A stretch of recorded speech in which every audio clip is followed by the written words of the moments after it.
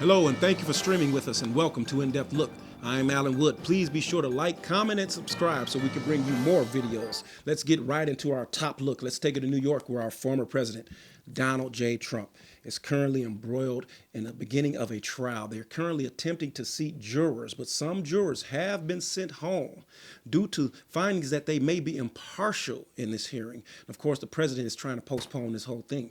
The Supreme Court is set to rule on whether or not Donald Trump has presidential immunity. We'll take an in-depth look at that, but let's take it to the Middle East and tell you a little bit about the Israel-Iran conflict right now. There's a conflict brewing, and the Pentagon has reported that some 100 drones have been shot down as a result of this latest disagreement.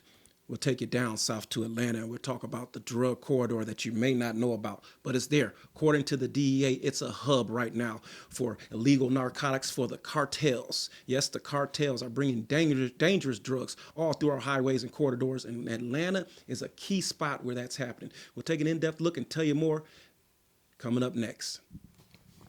Donald Trump sitting in a Manhattan courtroom today watching the process of whittling down a pool of hundreds to a jury of 12 with 6 alternates, people who will soon sit in judgment of the former president, first to ever face a criminal trial. We're not going to be given a fair trial. It's a very, very sad thing.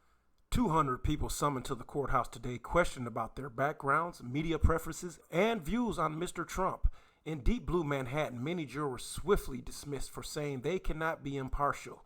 The judge driving home the stakes of the unprecedented moment for the presumptive GOP nominee, warning Mr. Trump today if he fails to show up, he risks arrest. Mr. Trump has pleaded not guilty to the 34 counts of falsifying business records, a low-level felony, but the story prosecutors seek to tell more sordid and sweeping, previewing their central theme today of a presidential campaign rocked by the release of the Access Hollywood tapes, fueling Mr. Trump's determination, and prosecutors telling to buy the silence of Stormy Daniels, allegedly directing Michael Cohen to pay her $130,000 so she wouldn't go public, saying she had sex with Mr. Trump, something he maintains never happened. The former president later reimbursing Cohen through a series of checks, allegedly doctoring his company's internal records to cover it all up.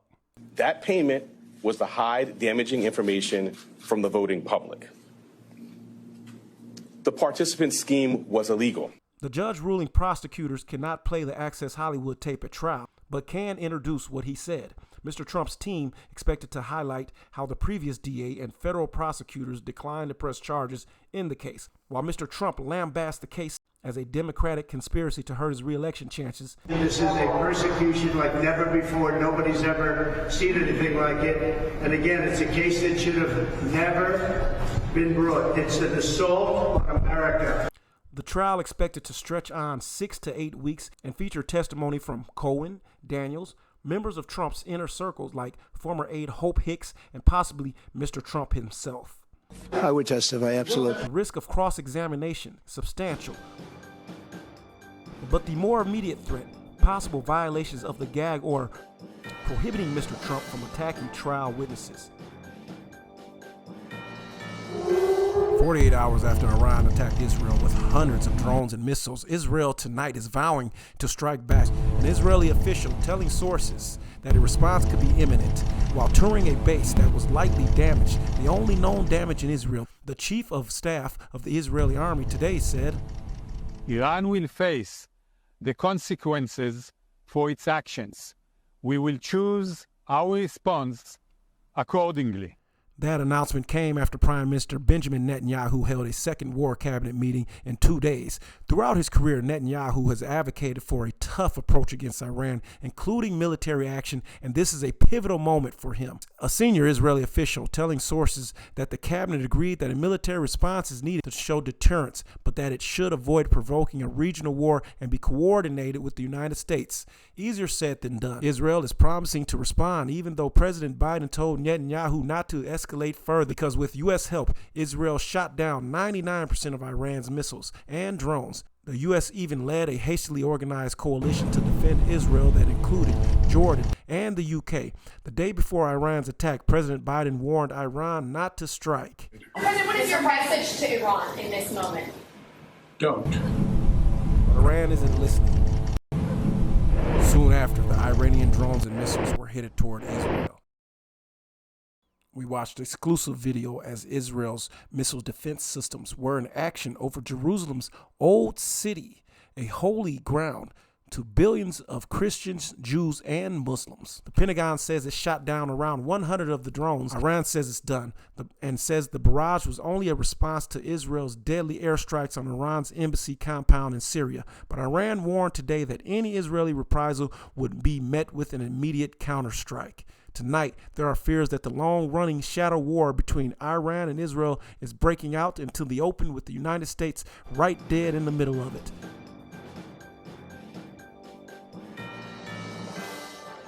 It's a disease just like cancer. It does not discriminate.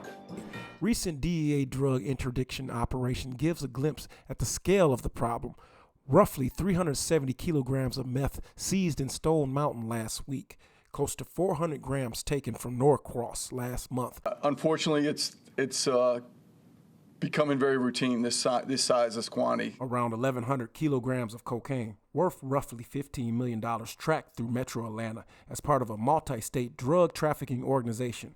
And according to the DEA, it gets deeper. The scope and breadth of it, but more importantly, was the violence that we saw with this. 9 people were indicted in that case in October, and while Robert Murphy, who leads the DEA's Atlanta division, says drugs are nothing new, where many shipments come from might be a surprise. A Sinaloa and a CJ&G. Latin American cartels moving drugs to and through Atlanta. So the highways, you can go up the East Coast, you can go out to Midwest, you can go, I mean, we have the highway system that makes it easy. So all the drugs come through here, stockpiled, then they're shipped all over the U.S., and then the money comes back and is stockpiled and then they ship down. It's a warehouse. And according to the DEA, it is a major warehouse. And with that flow of cartel drugs comes the powerful synthetic opioid fentanyl.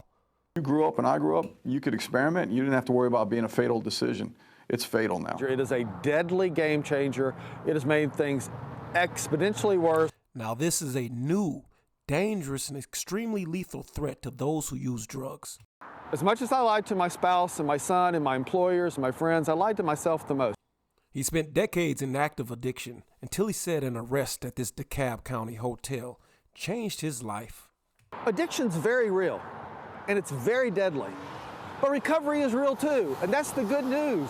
Breedlove's Survival and Recovery, a success story the DEA hopes to support by taking drug traffickers off the streets. Even imagine what the streets would look like if we weren't out there doing what we're doing and preventing them and not making this into the Wild Wild West.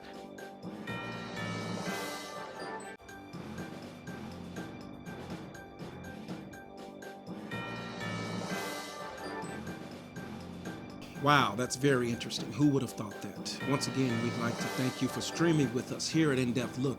I'm Alan Wood. We want to encourage you to like, comment, and subscribe, and join us here right back at the show for our top look and find out more here at In-Depth Look.